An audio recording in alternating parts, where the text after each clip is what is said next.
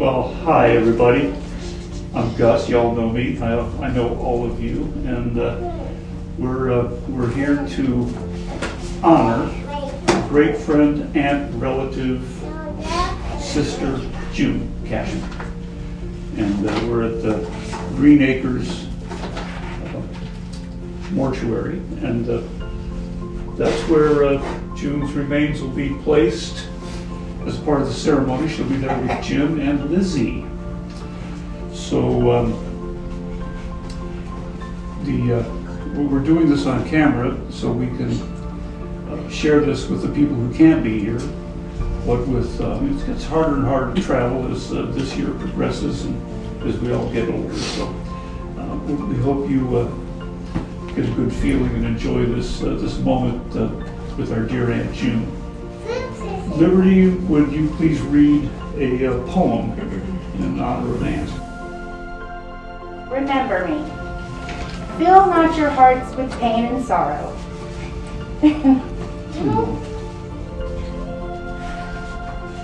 But remember me in every tomorrow. Remember the joy, the laughter, the smiles. I've only gone to rest a little while. Although my leaving causes pain and grief, my going has eased my hurt and given me relief. So dry your eyes and remember me, not as I am now, but as I used to be. Because I will remember you all and look on with a smile, understanding your hearts I've only gone to rest a little while. As long as I have the love of each of you, I can live my life in the hearts of all of you.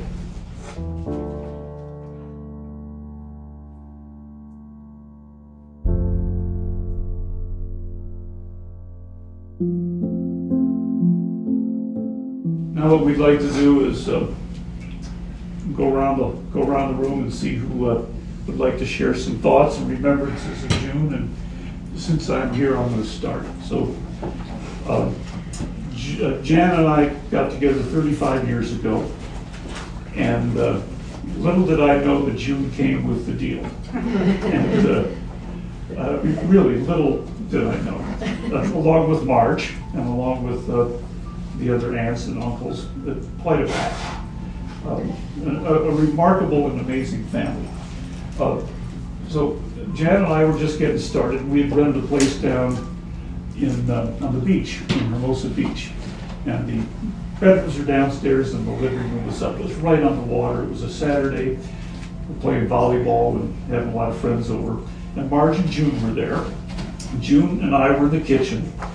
And June made a move to go toward the laundry, and she opened the door, and there's some young guy getting into his swimming trunks, so good-looking fella, and he said, "Well, I'm not used to dressing in front of total strangers," and June says, "I'm June Cashman."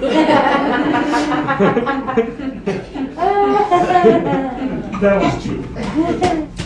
You know, when our loved ones passed away, we get these little signals of butterflies show up and land on your nose, that sort of thing. So this morning I'm going in to go to the bathroom, and what do you know? The light bulb doesn't work. So no butterfly for me, June. Light bulb. Right? But I've got you on this, and I always will. June, you were a love, and it just. I can't begin to miss you yet because you're still very much here. And I hope you remain for a long, long, long time. I know we all agree. Thanks. Beautiful. That was beautiful.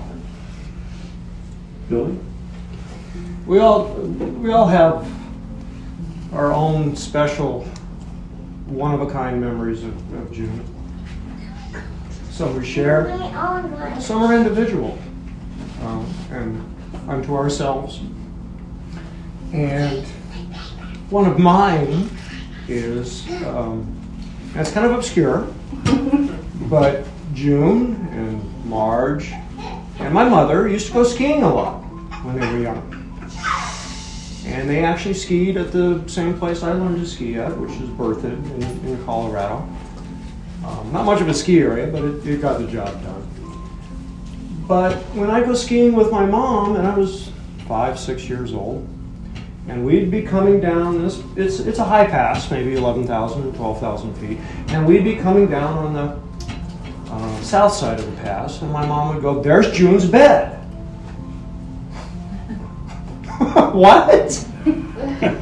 And she pointed it out, and it's a ravine, a huge ravine on the side of a mountain.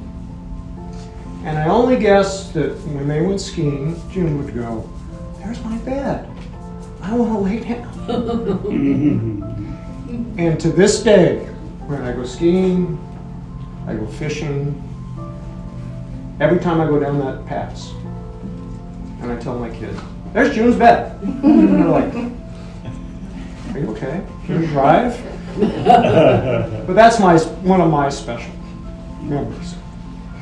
And I know we all have them, and bless June that she was one of a kind, as were her sisters and brothers, who we all admired in very special ways. And very sorry to see her go, but she lives on. Thank you all for coming today. It's very special to have you all here because everybody in this room was very special to Aunt June, and everybody who we're going to be doing the Zoom with are very special to Aunt June. The whole family is very special. Every single person in this family meant so much to her. I want you all to know that.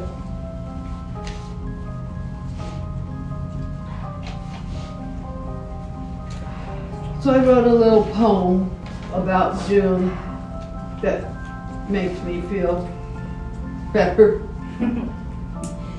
She's always a loner, always in the room, to give a good listen to happiness or doom. Always aware, never a fake. She approached life like a rake. Time spent with her was like a good wine, the essence of which always lingered on your mind.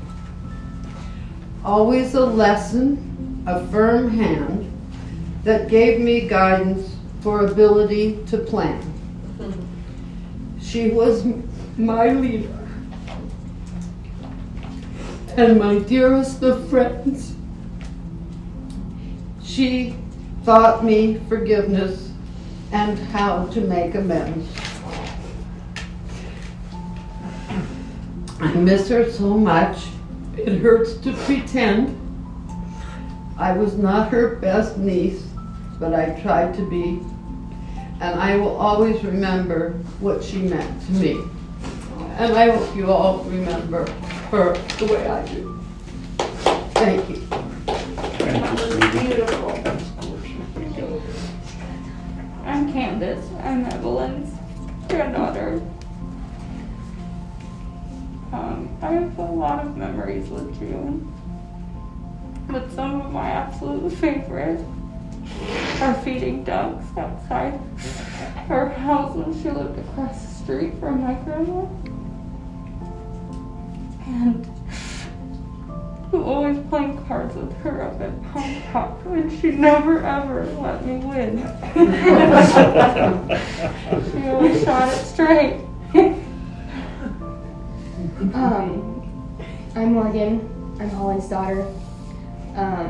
So Candace and I kind of come as a package since we were little.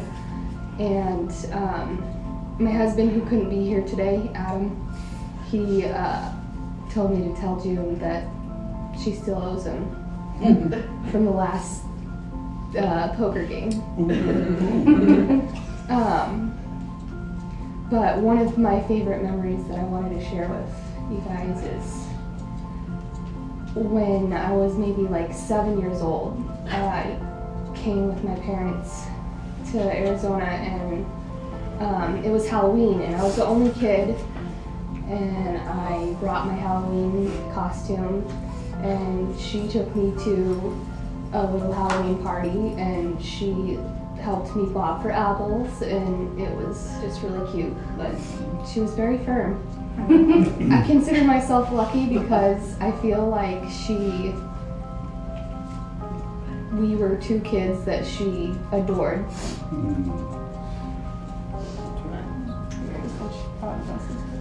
She was firm, but she adored us. Thank you.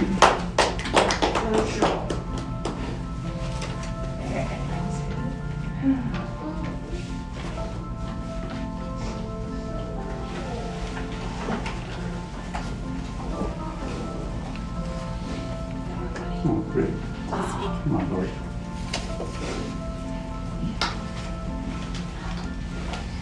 So obviously you all know that I'm not part of the June family. I'm the Jim side of the family, and a few years ago I had to seek June out for reasons for my son, and